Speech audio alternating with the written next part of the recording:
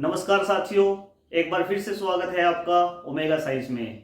अपने मोशन की सीरीज को कंटिन्यू करते हुए आज हम करेंगे ग्राफिकल रिप्रेजेंटेशन ऑफ मोशन, जहां पर हम डिफरेंट टाइप के मोशंस का ग्राफिकल रिप्रेजेंटेशन देखेंगे। तो वीडियो को शेयर कीजिए, लाइक करिए और चैनल को सब्सक्राइब कीजिए बेल आइकन दबा करके। तो हमने सबसे पहली कंडीशन यहाँ पे ली है ऑब्जेक्ट एट रेस्ट, कि हमारा ऑब्जेक्ट जब रेस्ट पे होगा तो उसकी पोजीशन को ग्राफिकली कैसे रिप्रेजेंट करेंगे। तो यहाँ पे देखिए, मैंने एक्स एक्सिस के कोरस्पोंडिंग ले लिया टाइम को और वाई एक्सिस के कोरस्पोंडिंग ले लिया डिस्प्लेसमेंट को। चाहे आप यहाँ पे डिस्टेंस भी ले सकते हैं, ठीक है। तो ये इस तरह का ग्राफ डिस्टेंस, डिस्प्लेसमेंट और टाइम दोनों के लिए एप्लीकेबल होगा। तो यहाँ पे मेरा ऑब्जेक्ट जो है रेस्ट पे है। सपोज करो मैंने यहाँ पे कोई भी पॉइंट ले लिया, वाई एक्सिस के ऊपर कोई भी पॉइंट ले लिया जो कि मेरा डिस्प्लेसमेंट को रिप्रेजेंट कर रहा है, और ए पॉइंट जो है मान के चलिए कि ये 5 मीटर को शो करता है। और ये 5 मीटर कितना है, कहां से 5 मीटर है, ये ओरिजिन से। ये क्या है मेरे पास, ओ पॉइंट क्या है, ओरिजिन। यहां से 5 मीटर दूरी पे मेरा ऑब्जेक्ट रखा है। तो सपोज करो मैं यहां कोई पॉइंट ए डैश पे, ये कोई पॉइंट ले लिया मैंने ग्राफ, यहां पे कोई पॉइंट ए ले लिया मैंने, ए डैश। तो जब मेरा टाइम 0 था तब भी मेरे ऑब्जेक्ट की पोजीशन जो थी वो पॉइंट ए पे यानी कि 5 मीटर पे थी। इस ग्राफ की लाइन पे ए डैश मैंने एक पॉइंट डाला, तो उसके कोरस्पोंडिंग मैंने देखा कि जब यहाँ पे टाइम 5 सेकंड हो चुका था तब भी मेरे ऑब्जेक्ट की जो पोजीशन थी वो क्या थी, पॉइंट ए पे ही यानी कि 5 मीटर पे ही। अब दोबारा मैंने यहाँ से यहाँ पे कोई पॉइंट ले लिया, इसी सेम ग्राफ पे, ग्राफ लाइन पे 10 सेकंड टाइम पे मैंने देखा, तो मेरे ऑब्जेक्ट की जो पोजीशन थी अगेन वही 5 मीटर। मैंने यहाँ पे दोबारा देखा इसको कि क्या टाइम के साथ मेरे ऑब्जेक्ट की पोजीशन चेंज हो रही है या नहीं।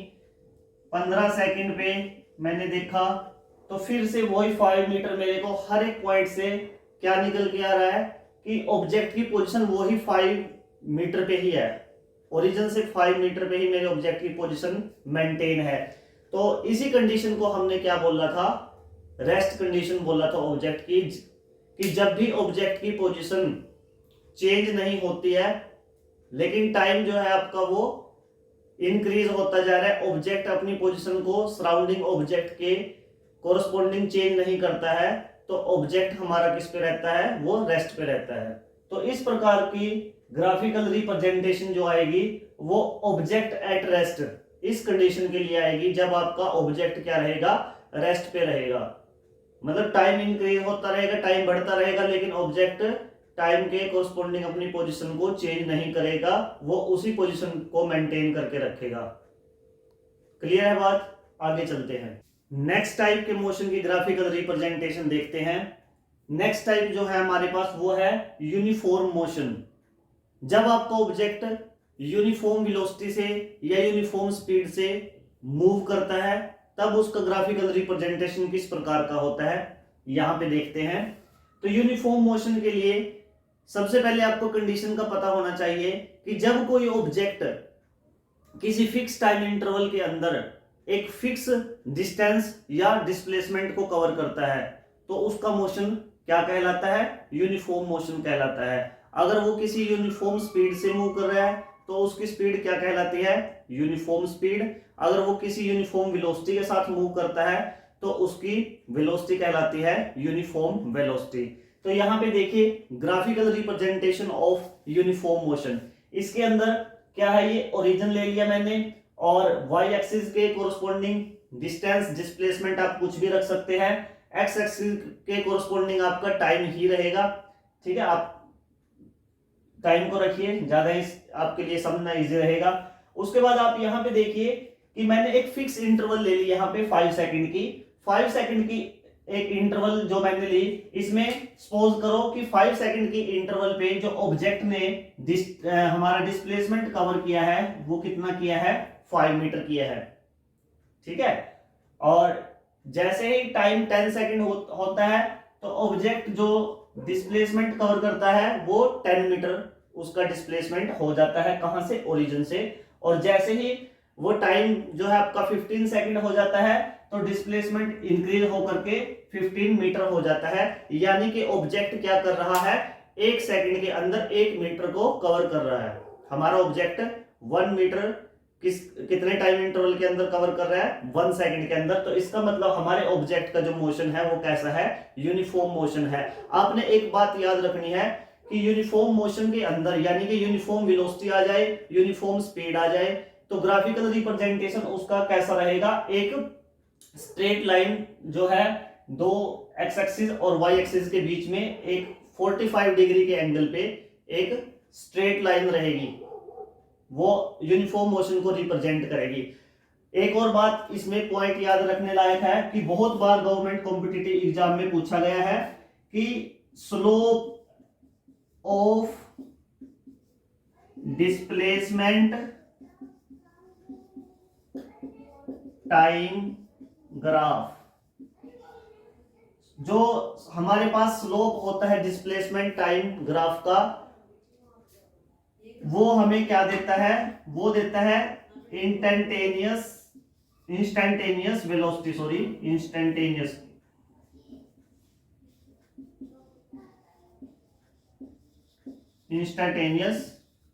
वेलोसिटी हमें इंस्टेंटेनियस वेलोसिटी देता है। और अगर डिस्टेंस और टाइम के बीच में ग्राफ है तो वहां पे क्योंकि डिस्टेंस है तो हमारे पास स्पीड आएगा, वहां पे वेलोसिटी की जगह पे आएगा स्पीड, क्योंकि डिस्टेंस हमारे पास स्केलर क्वांटिटी है और स्पीड भी हमारे पास क्या है, स्केलर क्वांटिटी है।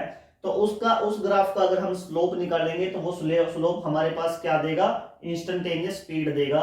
ठीक है, जैसे यहाँ पे डिस्प्लेसमेंट और टाइम ग्राफ का जो स्लोप है वो हमें क्या निकाल के देता है, इंस्टेंटेनियस वेलोसिटी निकल के हमारे पास आती है। ये बात याद रखनी है, ये काफी सारे गवर्नमेंट कॉम्पिटिटिव एग्जाम्स के अंदर ये क्वेश्चन पूछा गया है। और इस तरह का ग्राफ दे करके यूनिफॉर्म मोशन के लिए ये भी पूछा गया कि इन 4 ऑप्शन के अंदर से कौन सा ग्राफ जो है यूनिफॉर्म मोशन को रिप्रेजेंट करता है। तो आपने इसको अच्छे से ध्यान रखना है, दिमाग में बिठा के रखना है इस चीज को। अब आप पूछोगे सर ये स्लोप क्या होता है, इसको कैसे निकालते हैं। तो स्लोप आपने कुछ नहीं करना, जो भी आपके पास लाइन दी हो ग्राफ में, जो भी आपके पास लाइन दी हो उस लाइन के ऊपर कोई भी 2 पॉइंट आप मार्क करो। जैसे मैंने ये 2 पॉइंट ले लिए कि मैंने ए पॉइंट ले लिया और दूसरा पॉइंट क्या ले लिया, मैंने पॉइंट बी ले लिया।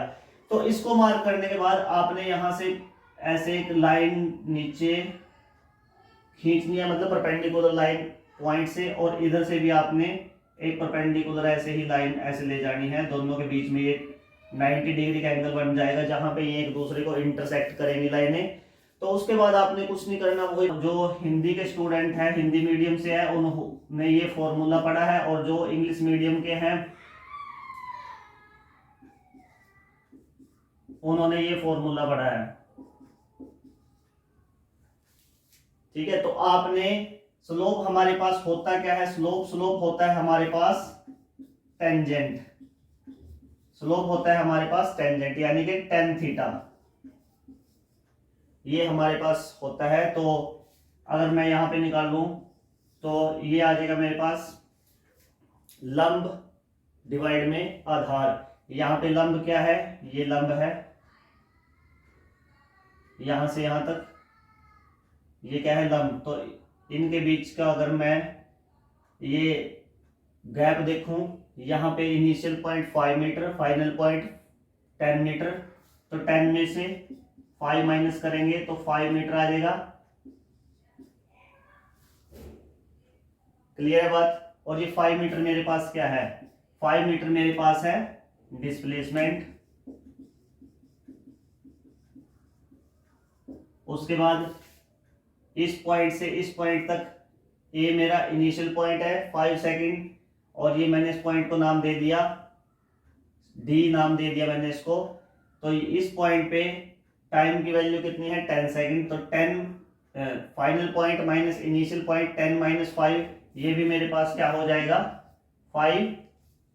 और ये किस एक्सिस के ऊपर है मेरा, ये 5 जो आया मेरा किस एक्सिस के ऊपर है, ये टाइम वाले एक्सिस के ऊपर है। तो डिस्प्लेसमेंट अपॉन में टाइम क्या होता है, वेलोसिटी। डिस्प्लेसमेंट अपॉन टाइम क्या होता है, वेलोसिटी होती है मेरे पास, ठीक है। और उसके बाद यहां से देखो आपको एक चीज निकल के आएगी कि 5 को 5 से डिवाइड करेंगे, आंसर कितना आएगा 1। और टेंजेंट थीटा की जो वैल्यू 1 कितने एंगल पे होती है, ये होती है आपकी 45 डिग्री एंगल के ऊपर होती है। तो यानी कि डिस्प्लेसमेंट और टाइम एक्सिस को लेकर के जब आप 45 डिग्री एंगल पे स्ट्रेट लाइन लगाओगे तो वो लाइन आपको क्या चीज निकाल के देगी, वो आपको वेलोसिटी निकाल के देगी, वो आपको इंस्टेंटेनियस वेलोसिटी निकाल के देगी उस ग्राफ की। आपने ये बात हमेशा याद रखनी है। Slope of displacement time graph gives velocity. कौन सी वेलोसिटी, इंस्टेंटेनियस वेलोसिटी। और अगर यहाँ पे डिस्प्लेसमेंट की जगह पे डिस्टेंस हो तो आपने क्या लिखना है, slope of distance time graph gives speed. कौन सी स्पीड, इंस्टेंटेनियस स्पीड। क्लियर है बात। नेक्स्ट हमारे पास मोशन की कंडीशन है नॉन यूनिफॉर्म स्पीड या वेलोसिटी, कि जब हमारे ऑब्जेक्ट की स्पीड और वेलोसिटी क्या रहेगी, नॉन यूनिफॉर्म रहेगी। कंडीशन क्या है, आपको पहले ही पता है कंडीशन क्या होती है, कि जब हमारा ऑब्जेक्ट इक्वल टाइम इंटरवल के अंदर अनइक्वल जो है डिस्प्लेसमेंट को कवर करता है तो हम क्या बोलते हैं, उसकी वेलोसिटी क्या है, नॉन यूनिफॉर्म है। यहां पे इसकी ग्राफिकल रिप्रेजेंटेशन आप देख सकते हो।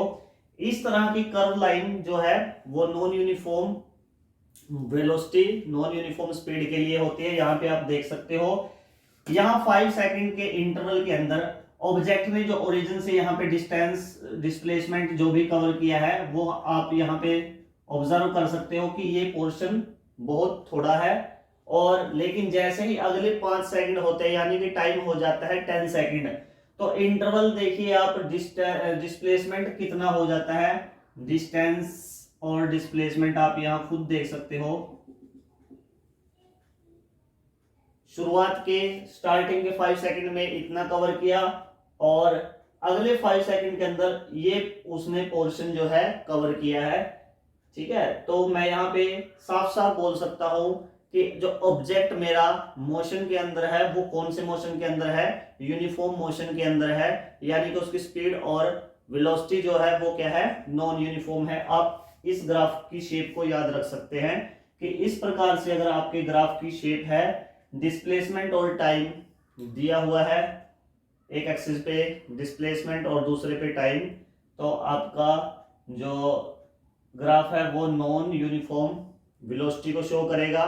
और वही सेम चीज यहाँ पे भी एप्लीकेबल होगी कि डिस्प्लेसमेंट और टाइम ग्राफ का जो ग्राफ है उसका स्लोप अगर आप लेते हो, यानी कि स्लोप से मतलब है कि कोई भी 2 पॉइंट आप लो और उसका आप स्लोप लेते हो तो वो आपका क्या निकाल के देगा, इंस्टेंटेनियस वेलोसिटी निकाल के देगा इन केस ऑफ डिस्प्लेसमेंट, और इन केस ऑफ डिस्टेंस वो आपको क्या निकाल के देगा, स्पीड निकाल के देगा, इंस्टेंटेनियस स्पीड निकाल के देगा आपको। तो आशा करता हूं आपको ये लेक्चर, ये वीडियो आपको पसंद आई होगी। कमेंट सेक्शन में हमें बताएं ये वीडियो आपको कैसी लगी। हमारे वीडियो को शेयर करें, लाइक करें और चैनल को सब्सक्राइब करें। ऐसे ही मैं आगे आपके लिए नई नई वीडियो लेके आता रहूँगा। धन्यवाद।